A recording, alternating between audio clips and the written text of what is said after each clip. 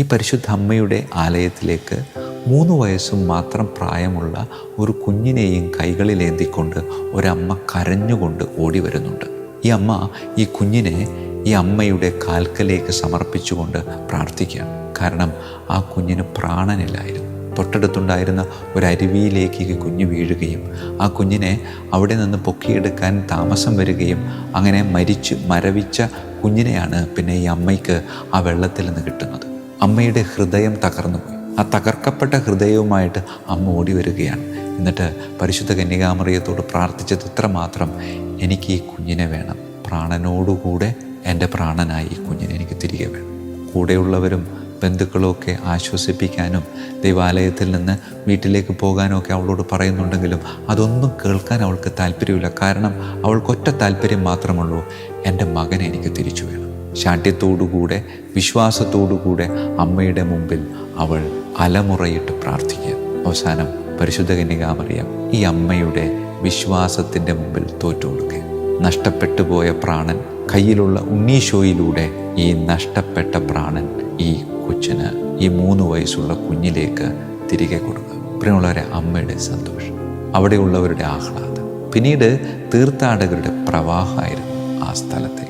ഇപ്പോഴത്തെ കണക്കനുസരിച്ച് പറയുന്നത് 10 ലക്ഷത്തിലധികം ആളുകൾ ആ ദേവാലയത്തിലേക്ക് ഓരോ വർഷവും തീർത്ഥാടകരായി പല സമയങ്ങളിലായിട്ട് വരുന്നുണ്ടെന്നാണ് പറയുന്നത്. നമ്മളൊക്കെ കണ്ട് ശീലിക്കാത്ത ഒരു ദേവാലയ ആകൃതിയാണ് ഈ കുഞ്ഞ് ദേവാലയത്തിനുള്ളത്. ഈ ദേവാലയത്തിൻ്റെ ഭിത്തികളിലും മേൽക്കൂരകളിലും ഒക്കെ ഒരുപാട് ചിത്രങ്ങളും അതിൽ എഴുത്തുകളും ഒക്കെ ഫ്രെയിം ചെയ്തിങ്ങനെ തൂക്കിയിട്ടിരിക്കുന്നതാണ്. അവിടെ വന്ന് അനുഗ്രഹം സ്വീകരിച്ച ആളുകൾ സാക്ഷ്യം എഴുതിയിട്ടിരിക്കുന്നതാണ്. അത്രമാത്രം സാക്ഷ്യങ്ങൾ, അത്രമാത്രം അത്ഭുതങ്ങൾ അവിടെ നടക്കുന്നുണ്ടെന്ന് പറയുന്നത്. പ്രിയമുള്ളവരെ, ഈ ദൈവാലയത്തിൽ പ്രതിഷ്ഠിതമായിരിക്കുന്ന ഈ തിരുസ്വരൂപത്തിന് വേറൊരു പ്രത്യേകത കൂടെയുണ്ട്. ഇതിൻ്റെ നിറമെന്ന് പറയുന്നത് കറുപ്പാണ്. ഇതിനെ ബ്ലാക്ക് മഡോണ എന്നുകൂടെ വിളിക്കാറുണ്ട്.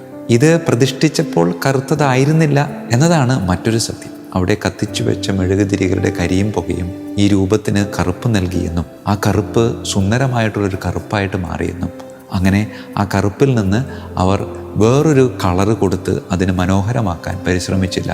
മറിച്ച് ആ കറുപ്പിലെ മനോഹാരിത അത് വളരെ സുന്ദരമാണ്. സുവർണ്ണ നിറത്തിലുള്ള ചില അലങ്കാരപ്പണികളുണ്ടെങ്കിലും ഭൂരിഭാഗവും നിറം കറുപ്പാണ്.